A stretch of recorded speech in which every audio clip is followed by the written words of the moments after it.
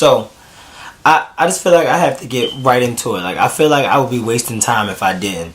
So now, I didn't like, okay, so usually I don't like to do album reviews right off the bat, because a lot of times you gotta let music marinate. You gotta sit with it to understand if you like it or not, right? And then to really give an in-depth review of something, you have to hear it 1,000 times. Like, how else will you even know the lyrics? But look, if you listen to something 1,000 times since the time it dropped, and it dropped at midnight, and it's 10:03 a.m. January 28th, which means that you've had 1,000,000 times to listen to these songs, which means that you're ready to do the review. Bet. Yo. SweetSexySavage. Yo.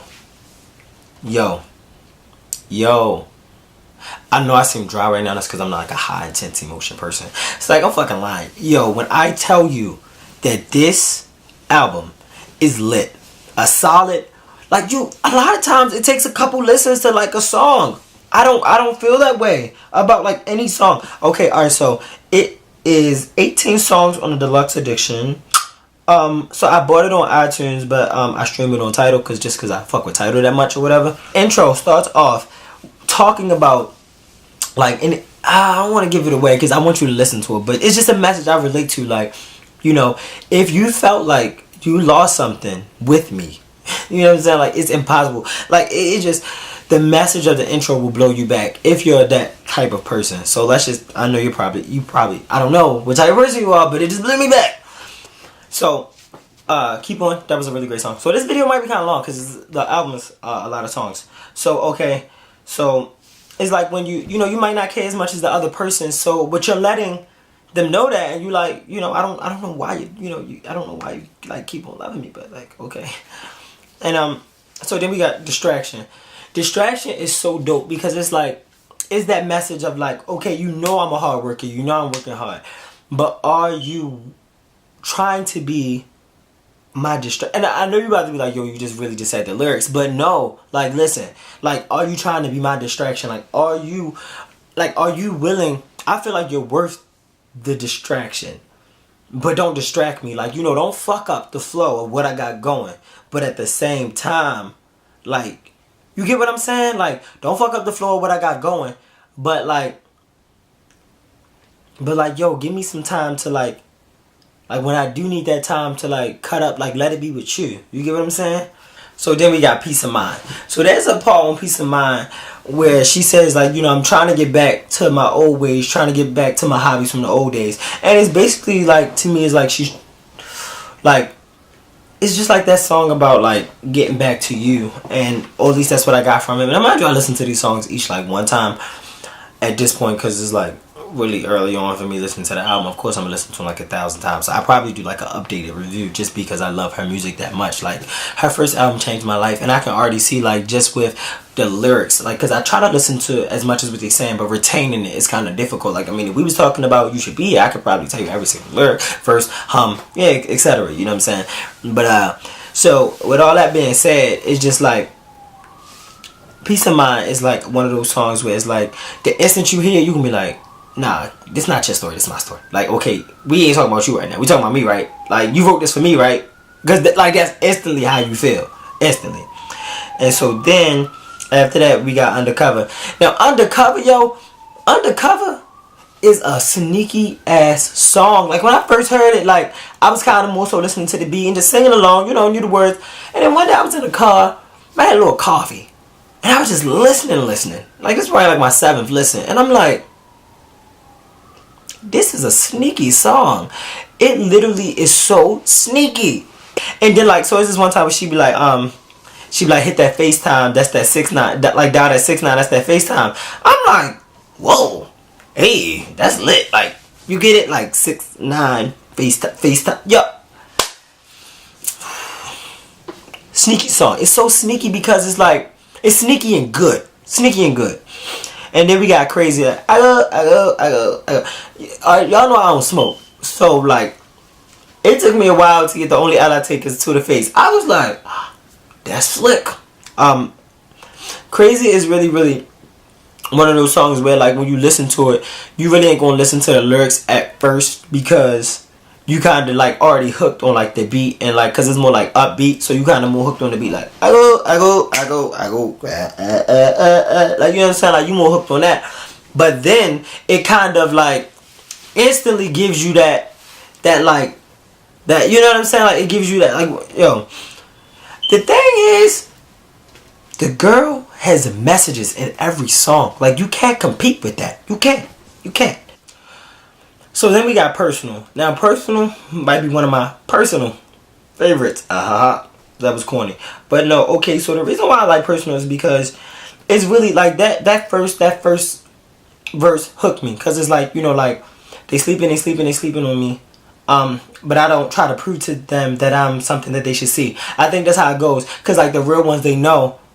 And if they don't, then I don't, like, you don't care. And I really think that like whenever, I mean, of course, you know, she's established. So I feel like it's really, I feel like she's established. Of course, I'm sure she wants to like grow bigger and, you know, continue to make music, etc. But like for somebody who's like at the bottom and like really trying to like work their way up, you would really love this song because like you feel like, you know, you aren't getting the attention that you feel like the world should show you. But at the same time, it's like the people that really already are on your wave with you, like they already know what's up. Like they already know like you are as lit as you say you are. You know what I'm saying? Or as you feel you are. And like, you know, they already know your talent. They see your drive, etc. I use the word etc. a lot ever since I seen the movie Split. But that's why that song is so dope to me. I like when like she like laughed on the song, like look at you looking sad in the booth. That shit was on. Like I was like you know, like you made it call like you know. And, okay, but like that song, like it's just like, you know, like don't take this personal, but yo, my growth was just it was gonna happen. It was destined to happen. And it definitely has some more meanings because like by the second verse you see like another, like, you know, I'm talking to you, like this song is for you. And so it's definitely some like another story built into that, or like same story but like it gets deeper into it. And then the next song you got is Not Used to It. Now Not Used to It is like now for all those Valley girls that's watching, or Valley guys, you know what I'm saying, county boys, county girls, wherever you from, you kind of gotta be from the struggle to understand this song. Well, not to understand it, because I mean, you know, a lot of people embody their own struggles. So, hey, you know, or they like to pretend they're from the struggle. But with this song, like, you know, she say like this is like the typical story of an Oakland girl, and I'm not trying to like, you know, like trying to make it seem like it's so different for me. Like, you know what I'm saying? Well, I hate to say that it's common. I hate that this is how common it is. But it's one line that hit you like really, you know, like really, ba ba, you know, it really gets you because it's like, I never seen a nigga be a real man. I never seen a nigga with a real plan. I think those are the lyrics. And yo, when I say that is like a biblical verse, that is a biblical verse, yo. Like it's just like beyond true. Like you can't pretend to not feel that if that's your story. You get what I'm saying? And for me, that's all I've ever had. I've had nothing but poor examples my entire life. So here it is, like, for certain things I want to do, and I'm not trying to make this personal, but for certain things in my life, like, I could never go and ask. Like, for instance, like, one of my dreams is, like, buying a house. I can't go ask, like, my father. I can't go ask a lot of the other men in my life because they don't know shit. Like, they ain't done shit. They ain't do shit. They don't even care, probably, to do shit. So it's like, you know what I'm saying? Like, so everything is yours is about that. And I probably got this recorded already. But everything is yours is about that relationship that you had where someone didn't see your worth. And you know, we all been there before. We've all been in a place where, you know, you're trying to tell somebody like, yo, like, you was the first person that I probably really got my heart involved with. I think she really meant like first sexually. But I mean, even still, it's all the same. Like, even if you aren't there yet. You know what I'm saying? So, like, it's just one of those places where it's like, put your pride aside. Know that at the end it's gotta be us. Like, you know what I'm saying? Like, it has to be. And when I tell you, it's just like, maybe because we're like so close in age, the songs like are so relatable. More could be because I'm so pressed. But it's just like so good to know that there's somebody out there that feels, yo, like that goes what you go through. So that's why the music is so healing, because it's like, sometimes you can't say what you want to people.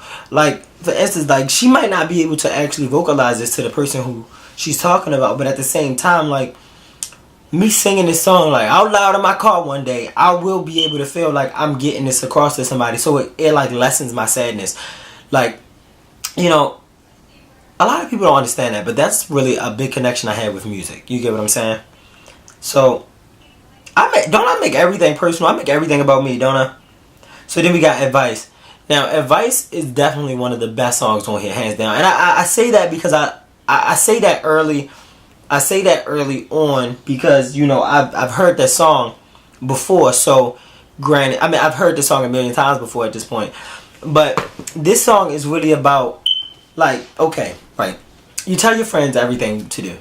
But what about you? What do you do in those situations where it's your turn? And it's like, yo, take your own advice. And it's like, I like when she was like, and you left me with pain to get me high. Like, I don't know if this is exactly what she meant, but I'm a very creative person.